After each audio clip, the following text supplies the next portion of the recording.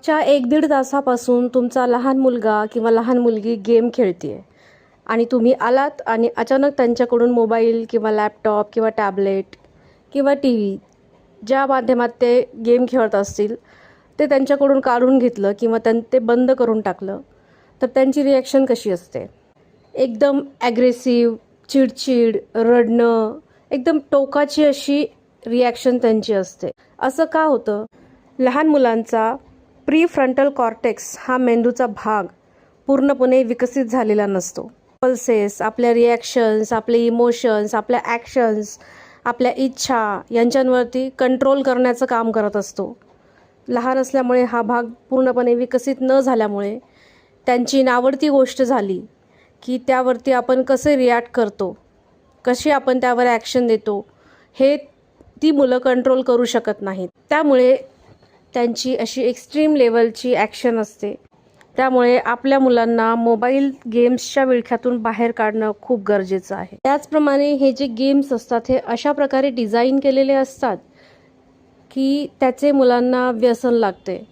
त्यामध्ये प्रत्येक स्टेपमध्ये एक्साइटमेंट असते. प्रत्येक त्यांचे स्टेप जिंकल्यानंतर त्यात रिवॉर्ड्स भेटतात, काहीतरी गिफ्ट्स भेटतात. व्हर्च्युअलच असतात पण ती त्यांना किक देतात. म्हणजे मुलांच्या ब्रेनमधून डोपामाइन हे रिलीज होतं.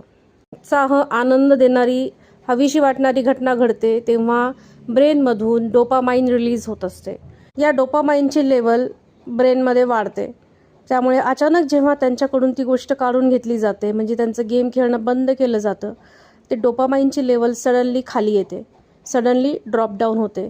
त्यामुळे ते लगेच चिडचिड, रडणं, जोरजोरात ओरडणं, चित्रविचित्र हावभाव करणं, अशी टोकाची रिॲक्शन देणं, अशा गोष्टी त्यांच्याकडनं होतात. मेडिकल थेरपीची सुद्धा त्यांना गरज पडू शकते. सर्व पालकांनी मुलांच्या गेम खेळण्याच्या बाबतीत काही नियम बनवणं गरजेचं आहे. गेम खेळायचा वेळ, दिवस हा ठरवून घेतला पाहिजे. एका लिमिटच्या वर गेम खेळायला परमिशन नाही दिली पाहिजे. पुढची 20 मिनिटे गेम खेळायची परमिशन देत आहे, त्यानंतर मी येऊन तुझा गेम बंद करणार, अशा स्ट्रिक्ट त्यांना इन्स्ट्रक्शन्स द्या.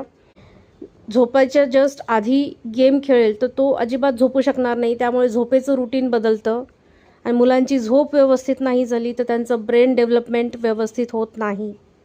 अशी वस्तू, असा खेळ काय कामाचा जो तुमच्या मुलांचं भवितव्य खराब करेल, त्यांचं भविष्य अंधारात ढकलेल. त्यामुळे वेळीच सावध व्हा आणि या गोष्टींना आळा घाला.